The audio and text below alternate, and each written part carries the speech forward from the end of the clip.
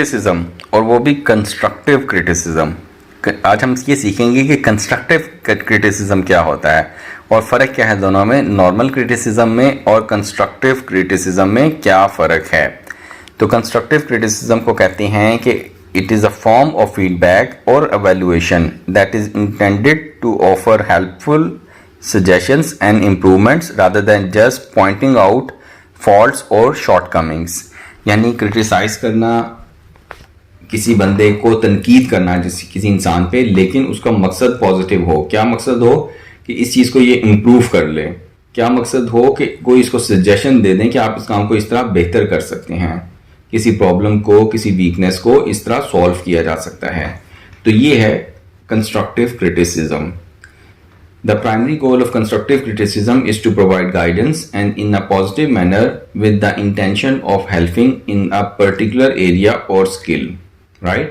आपको पता है words में power होती है, words have power, लेकिन ये भी important है कि आपने ऐसे अल्फाज, और words का खानदान भी होता है, तो आपने ऐसे अल्फाज बोलने हैं जिससे आप जिस बंदे पे criticize कर रहे हैं तो उसको बुरा भी ना लगे और वो चीज़ बुराई से अच्छाई में तब्दील हो जाए। जैसे वालिदैन अपने बच्चों को डांटते हैं तो उनका डांटने का मकसद ये नहीं होता कि वो उनको बुरा भला कह रहे होते हैं, मकसद ये होता है कि वो उनके अंदर इंप्रूवमेंट चाह रहे होते हैं, इसलिए वो उनके फॉल्ट्स को आइडेंटिफाई करते हैं और उनसे रिक्वेस्ट करते हैं, उनको गाइड करते हैं कि आपने ये चीज़ें बेहतर करनी है। की कंपोनेंट्स क्या हैं कंस्ट्रक्टिव क्रिटिसिज्म के? सबसे पहली बात है कि फोकस ऑन स्पेसिफिक इशूज़, यानी आपने गुनाह को बुरा कहना है लेकिन गुनाहगार को बुरा नहीं कहना। आपने स्पेसिफिक इशू की बात करनी है, आपने जनरल नहीं बात करनी। अगर एक लड़का या एक लड़की या आपका बच्चा या बच्ची कोई गलत काम कर रहे हैं तो आपने उस स्पेसिफिक टास्क के बारे में उससे बात करनी है। ये नहीं कहना कि तुम हो ही बदतमीज, तुम हो ही गंदे, तुम हो ही ऐसे। स्पेसिफिक एंड एक्शनेबल, और उससे अचीवेबल एक्शनेबल पॉइंट्स की बात करनी है। रिस्पेक्टफुल एंड एम्पैथेटिक, एम्पैथेटिक होता है दूसरे के शूज़ में जाकर फील करना कि उसकी क्या फीलिंग्स होंगी, और रिस्पेक्टफुल अंदाज से बात करनी है। ऑब्जेक्टिव एंड फेयर, यानी कि आपका मकसद जो सा किसी का मजाक उड़ाना नहीं है, मकसद आपका उसकी भलाई करना है।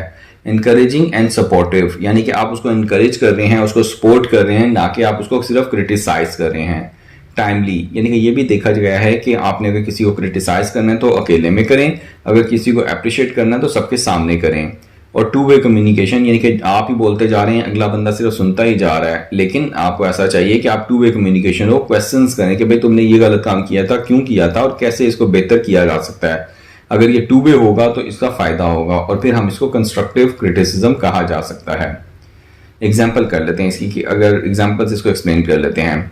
Instead of saying your presentation was terrible, यानी कि आपने किसी की प्रेजेंटेशन देखी और आपने कहा कि आपकी प्रेजेंटेशन बहुत खराब है, इसकी बजाय आपको कहना चाहिए you did not know what were talking about, right. आपने ये जुमले नहीं कहने कि your presentation was terrible, you did not know what you were talking about. इसकी बजाय आपने कंस्ट्रक्टिव क्रिटिसिज्म करना है।